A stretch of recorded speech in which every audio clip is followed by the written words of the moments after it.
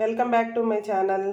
ఈరోజు సింపుల్గా ఉండి టేస్టీగా ఉండే ఎగ్ ఫ్రైని ఎలా చేయాలో మీకు చూపిస్తాను. రెగ్యులర్గా చేసుకునే ఎగ్ ఫ్రై కంటే ఇది చాలా బాగుంటుందండి. 2-3 మినిట్స్లో అయిపోతుంది.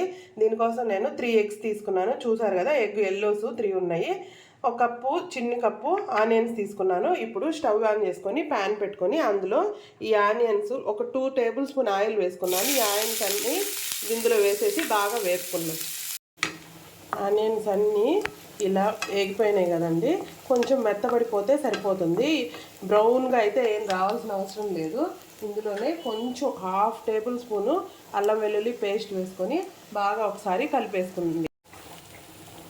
చూసారా, అల్లం వెల్లుల్లి పేస్ట్ కూడా బాగా ఇందులో కలిసిపోయిన తర్వాత ఇందులో ఒక 1/2 టేబుల్ స్పూను ధనియాల పొడి వేసుకున్నాము. ఇందులోనే ఒక 1/2 టేబుల్ స్పూను గరం మసాలా కూడా వేసుకున్నాము.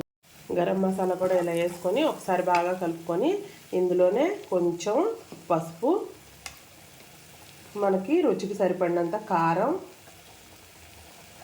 రుచికి సరిపడినంత ఉప్పు వేసుకోండి. ఉప్పు వేసుకొని ఒకసారి బాగా కలుపుకోండి. ఇప్పుడు మనము నేను 3 ఎగ్స్ బాయిల్ చేసుకొని లోపల ఉండే ఇలా పచ్చ సొనంతా పక్కన తీసి పెట్టాను. ఎగ్స్ని అయితే ఇలా కట్ చేసి పెట్టుకున్నాను.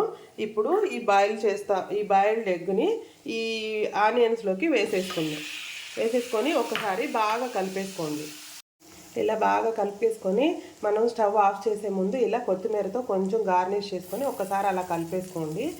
చూసారా, ఎంతో టేస్టీగా 2-3 మినిట్స్లో అయిపోయే సైడ్ డిష్ అండి. నేను పప్పులోకి ఈ సైడ్ డిష్ చేస్తున్నాను. మీరు కూడా ఒకసారి ఇలా ట్రై చేయండి, చాలా టేస్టీగా ఉంటుంది. ఎగ్ని ఎన్ని రకాలుగా అయినా చేసుకోవచ్చండి మనము. ఇలా ట్రై చేయండి, చాలా బాగుంటుంది. ఇది కానీ మీకు నచ్చినైతే లైక్ చేయండి, షేర్ చేయండి, సబ్స్క్రైబ్ చేసుకోండి.